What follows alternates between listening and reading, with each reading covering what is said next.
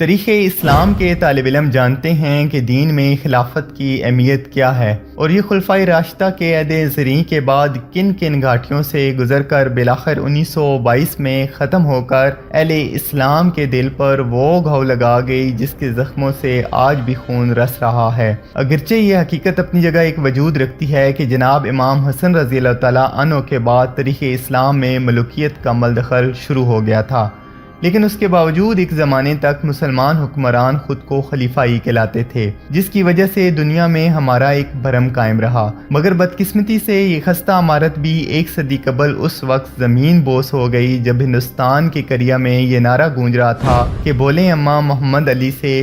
جان بیٹا خلافت پر دے دو۔ ناظرین، آج کی اس ویڈیو کے لیے تاریخ میں سب سے طویل عمر رکھنے والی خلافت عثمانیوں کو اپنا موضوع سخن بنایا ہے، جس میں اس عہد کے سرسری جائزے کے ساتھ ساتھ اس معاہدے کا بھی خاص طور پر تذکرہ کیا جائے گا جو کہ اس کے خاتمے کے وقت اتحادی قوتوں اور اس کے شکست خوردہ حکمرانوں کے درمیان طے ہوا تھا، جس کی عمر 100 سال مقرر کی گئی تھی، اور ہم جانتے ہیں کہ یہ مدت آئندہ سالوں میں ختم ہو جانے والی ہے، جس کے بعد نہ صرف عالمی اسلام بلکہ پوری دنیا میں ایک بہت بڑی تبدیلی کے مواقع موجود ہیں۔ معزز ناظرین، بنو امیہ کی حکومت کے خاتمے کے بعد 132 ہجری میں خلافت بنو عباس کا قیام عمل میں آیا، جو کہ قریب 5 صدیوں تک قائم رہی، اور اس زمانے میں بغداد نہ صرف علم و حکمت کا گھر تصور ہوتا تھا بلکہ اس کا شمار دنیا کی طاقتور ترین حکومتوں میں بھی ہوتا تھا، جس کو ہارون الرشید اور مامون الرشید جیسے خلفاء نے قوت و حشمت کی بلندیوں تک پہنچا دیا تھا۔ لیکن فطرت کے اس اصول یعنی ہر کمال و زوال کے تناظر میں جب 8ویں خلیفہ معتصم باللہ کے بعد عباسیوں نے محض سے اقتدار کو اپنا ممتع نظر بنا لیا تو ہلاکو خان کے ہاتھوں اس کا بھی خاتمہ ہو گیا، اور یہ تاریخ اسلام کا وہ خونی باب ہے جس کو رقم کرنے کے لیے شیر کا کلیجہ درکار ہے۔ لیکن چونکہ آج کا ہمارا موضوع خلافت عثمانیہ ہے جس نے اسی راگ سے جنم لیا، تو ہم اسی تک محدود رہتے ہوئے ابھی اسے صرف نظر کریں گے۔ ناظرین محترم، عین ان لمحات میں جب بلاز عمر و جنس مسلمانوں کا خون بغداد کی گلیوں کو سیراب کر رہا تھا اور تاتاریوں نے صرف مسلمانوں پر زندگی حرام کر دی تھی کہ ایک دیندار گھرانے میں ایک بچے نے آنکھ کھولی اور اس کے والدین نے نومولود کا نام عثمان رکھا، جس سے ان نامہربان موسموں میں ہر ممکن حد تک اچھی تربیت کی گئی، اور جب وہ جوانی کی حدود میں پہنچا تو اس نے اپنا روحانی تعلق ایک درویش خدا مست سے قائم کر لیا، اور پھر ایک دن اس نے خواب دیکھا کہ اس کے مرشد کے سینے سے ایک چاند نکل کر اس پر سایہ فگن ہو جاتا ہے۔ ساتھ ہی اس نے دیکھا کہ اس کے قدموں سے ایک درخت نے جنم لیا جو دیکھتے ہی دیکھتے نہ صرف جوان ہو گیا بلکہ اس کی شاخوں نے دنیا کے ایک بہت بڑے حصے کو اپنی لپیٹ میں لے لیا ہے، اور اس کی کوکھ سے اس نے 4 دریاؤں اور 4 پہاڑوں کو بھی نکلتے دیکھا۔ خواب سے بیداری کے بعد جب عثمان نے یہ خواب اپنے پیر و مرشد کے سامنے بیان کیا تو انہوں نے کہا، مبارک ہو، اللہ نے تمہیں اور تمہاری اولاد کو اپنے دین کے لیے چن لیا ہے۔ ناظرین گرامی، یہ 1299 کا سال تھا جب فطرت نے عثمان کو دولت عثمانیہ قائم کرنے کی قوت بخشی۔ یہ اسلامی مملکت اس بازنیتی حکومت کے پڑوس میں قائم ہوئی جس کو آج ہم اہل روم کی حکومت سے موسوم کرتے ہیں۔ قابل قدر ناظرین، عثمان، جس کو ترک آج بھی غازی عثمان کے نام سے یاد کرتے ہیں، کا عہد حکومت ایک مثال کے طور پر پیش کیا جاتا ہے جس میں عدل و انصاف کی حکمرانی تھی۔ غازی عثمان نے اپنی زندگی میں ایک ایسی سلطنت کی بنیاد رکھی جو آنے والی کئی صدیوں تک قائم رہی۔ یہ عظیم حکمران جب 1226 میں اس دنیا سے رخصت ہوا تو اس نے موت سے قبل اپنے بیٹے اور خان کو جو نصیحت کی وہ آج بھی کتب تاریخ میں ایک بہترین ضابطے کی صورت میں موجود ہے۔ اس نے کہا کہ جہاد فی سبیل اللہ کو قائم رکھتے ہوئے ہمیشہ دین اسلام کا پرچم سربلند رکھنا اور ہمیشہ عدل و انصاف پر قائم رہنا۔ اس نے کہا کہ میری نسل سے جو شخص بھی اسلام سے بے وفائی کا مرتکب ہوگا تو وہ روز حشر رسول اللہ صلی اللہ علیہ وسلم کی شفاعت سے محروم رہے گا، اور پھر اس کے بعد 627 سال تک دولت عثمانیہ پر اسلامی خلافت قائم رہی، جس دوران کئی ایک نامور حکمران آئے جنہوں نے اس کی آبیاری کرتے ہوئے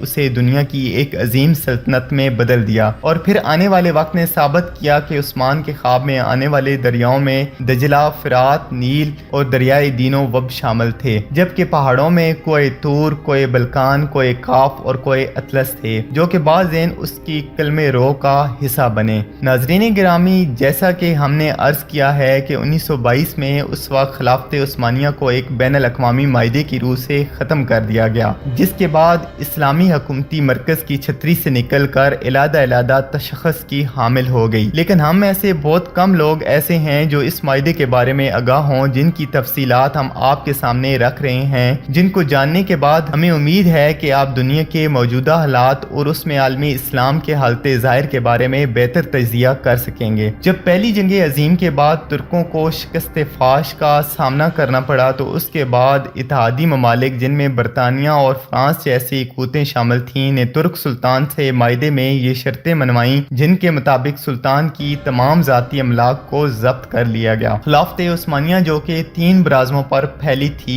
کو توڑ دیا گیا، اور آپ اس کی وسعت کا اندازہ لگانا چاہیں تو حیران رہ جائیں گے کہ اس کو توڑنے کے بعد دنیا میں 40 آزاد ممالک وجود میں آئے، جن میں سے آج کی دنیا کے بیشتر اسلامی ملک شامل ہیں۔ گویا مسلمانوں کی قوت مختلف 40 دائروں میں تقسیم ہو کر رہ گئی، جس کے بعد یہودی اور نصرانی دنیا کے سپر پاور بننے کا راستہ ہموار کیا گیا۔ ترکی جو کہ اس سے قبل عالم اسلام کا مرکز تصور ہوتا تھا، کو سیکولر اسٹیٹ کا درجہ دے دیا گیا۔ سلطان کے 3 براعظموں پر پھیلے ہوئے اثاثوں کو ضبط کر لیا گیا، اور ترکی میں آئندہ 100 سال تک اسلامی نظام کے نفاذ اور خلافت پر پابندی عائد کر دی گئی، اور اس کے علاوہ اس کو معاشی طور پر تباہ و برباد کرنے کے لیے یہ شرط بھی رکھی گئی کہ وہ اگلے 100 سال تک اپنی معدنیات، جن میں تیل کی نمایاں دولت تھی، کو استعمال نہیں کرے گا، اور تیل کے مزید کنویں بھی نہیں کھودے جائیں گے۔ جبکہ مزید ظلم یہ کیا گیا کہ اس کی بندرگاہ باسفورس پر ترکی کی ملکیت کو ختم کرتے ہوئے اسے عالمی تصرف میں دے دیا گیا، اور یہ شرط رکھی گئی کہ ترک اس سے کسی بھی قسم کا ٹیکس وصول نہ کر سکیں گے۔ یہ تمام شرائط نافذ کرنے کے بعد ساتھ ہی یہ بھی طے کر دیا گیا کہ ترک سلطنت اگلے 100 سال تک اس معاہدے کا احترام کرنے کی پابند ہوگی۔ ناظرین گرامی، وقت اپنی مخصوص رفتار کے ساتھ چلتا رہا، اور ترک مسلمان اور بالعموم تمام عالم اسلام نے یہ صدی کس کرب سے گزاری۔ اگر اس داستان خون رنگ کو لکھنے کی جسارت کی جائے تو ظاہر ہے ایک پوری کتاب کی ضرورت پڑے گی، لیکن یہ عہد اشوب اپنی تمام تر حشر سمانیوں کے ساتھ اب اپنی آخری سانسیں لے رہا ہے، اور اب مزید کچھ سال بعد ترکی اس معاہدے سے آزاد ہونے والا ہے، جس نے 100 سال تک اس کی آزادی کو اس سے چھینے رکھا۔ لیکن جوں جوں وقت قریب آ رہا ہے، تو اسلام مخالف قوتوں کی راتوں کی نیند میں خلل آنے لگا ہے کہ اس معاہدے کے بعد دنیا میں ایک بار پھر نئے دور کا آغاز ہونے والا ہے، جس کی طاقتور شہادتیں ترکی کی موجودہ قیادت جو کہ مرد خور طیب اردوغان کا قول و عمل دے رہا ہے۔ ہر چند کے گزشتہ 1 صدی میں ترکی کو اسلام سے دور رکھنے کی ہر ممکنہ کوشش کی گئی، لیکن اس کے باوجود حالات گواہی دے رہے ہیں کہ وہ چنگاری جس کو اغیار نے اپنی مکاری سے دبانے کی سرتوڑ کوششیں کی، وہ ایک بار پھر شعلہ بننے کے لیے بےتاب ہے۔ بلکہ اگر طیب اردوغان کے طرز عمل پر ذرا سا بھی غور کریں تو یہ بات کھل کر سامنے آتی ہے کہ برما کا معاملہ ہو یا کشمیر کا مسئلہ، سب سے پہلے مسلمانوں کے حق میں جو آواز بلند ہوتی ہے وہ طیب اردوغان کا نعرہ مستانہ ہوتا ہے، اور جب یہ معاہدہ اپنی موت مر جائے گا تو پھر حالات کیا رخ اختیار کریں گے اس کا اندازہ لگانا کوئی زیادہ مشکل کام نہیں۔ بلکہ طیب اردوغان کا یہ بیان کہ 2023 کے بعد ترکی پہلے جیسا بیمار ملک نہیں رہے گا، بلکہ وہ عالمی سیاست میں ایک صحت مند کردار ادا کرے گا، اس بات کا غماز ہے کہ آنے والے وقتوں کے لیے خود کو تیار کر چکا ہے، اور شاید اقبال کا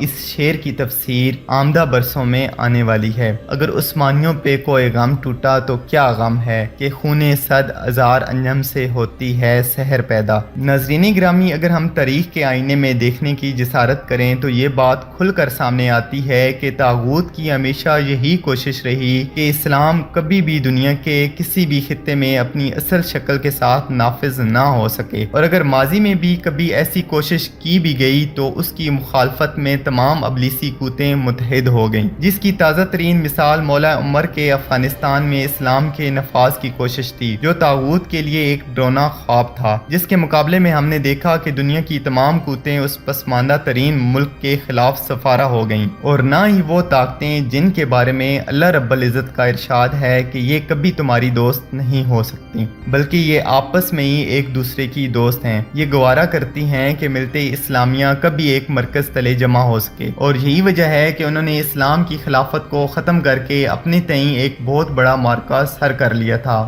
اور اس خوش فہمی میں مبتلا تھیں کہ شاید ایک صدی کی گرد تلے دبے یہ ترک مسلمان دوبارہ اپنی فطرت کی طرف مراجعت اختیار نہیں کر سکیں گے، لیکن وقت کے تیور بتا رہے ہیں کہ اب ان کا یہ خواب پورا نہیں ہو سکے گا، اور ایک دفعہ پھر دنیا میں خلافت کی بنیاد رکھی جائے گی، کیونکہ حضور صلی اللہ علیہ وآلہ وسلم کی حدیث کے مطابق قیامت سے قبل خلافت قائم ہو کر رہے گی۔ مسند احمد میں موجود حدیث کے مطابق آقا کریم صلی اللہ علیہ وآلہ وسلم نے 5 ادوار کا ذکر فرمایا ہے۔ آپ صلی اللہ علیہ وآلہ وسلم نے فرمایا ہے کہ تمہارے اندر نبوت کا دور رہے گا جب تک اللہ چاہے گا، پھر اللہ اسے اٹھا لے گا جب اٹھانا چاہے گا، یعنی جب تک حضور صلی اللہ علیہ وآلہ وسلم رہے وہ دور رہا۔ اس کے بعد آقا کریم صلی اللہ علیہ وآلہ وسلم نے دوسرے دور کا ذکر فرمایا، پھر خلافت منہاج النبوہ قائم ہوگی، پس یہ دوسرا دور بھی جاری رہے گا جب تک اللہ چاہے گا، پھر جب اللہ چاہے گا اسے بھی اٹھا لے گا۔ اس کے بعد آقا کریم نے تیسرے دور کا ذکر فرمایا، اس کے بعد کاٹ کھانے والی حکومت کا دور آئے گا۔ حکومت کا یہ دور بنو امیہ اور بنو عباس کی ملوکیت کا دور تھا۔ آپ نے ارشاد فرمایا یہ دور بھی رہے گا جب تک اللہ چاہے گا، پھر اسے بھی ختم فرما دے گا۔ پھر آقا کریم نے چوتھے دور کا ذکر فرمایا، پھر جبرانہ بادشاہت کا ایک دور آئے گا۔ جبرانہ بادشاہت سے مراد غیروں کی غلامی کا زمانہ ہے۔ پھر آقا کریم نے 5ویں دور کا ذکر فرمایا کہ پھر خلافت منہاج النبوہ قائم ہوگی، یعنی پھر پہلے ہی کی طرح خلافت کا دور آئے گا۔ ہمارا ایمان ہے کہ وہ دور لازماً آئے گا، جس کی خبر آقا کریم نے دے دی ہے کہ آپ صلی اللہ علیہ وآلہ وسلم سچے ہیں بے شک، اور آپ کی خبر کبھی غلط نہیں ہو سکتی۔ ناظرین گرام، خلافت عثمانیہ کی سرزمین پر طیب اردگان جیسی شخصیت کی موجودگی اس بات کی دلالت کر رہی ہے کہ شاید آنے والا وقت ایک دفعہ پھر اس امت کو ایک جھنڈے تلے جمع کرنے کے لیے اپنی چال چل چکا ہے۔ ہماری دعا ہے کہ خدا وہ وقت جلدی لائے کہ امت کے ان زرخیز اور مقدر دماغوں کے اندر وہ احساس زیاں جنم لے سکے جو کہ اتحاد امت کے رستوں کا نقیب بن سکے۔ آمین ثم آمین۔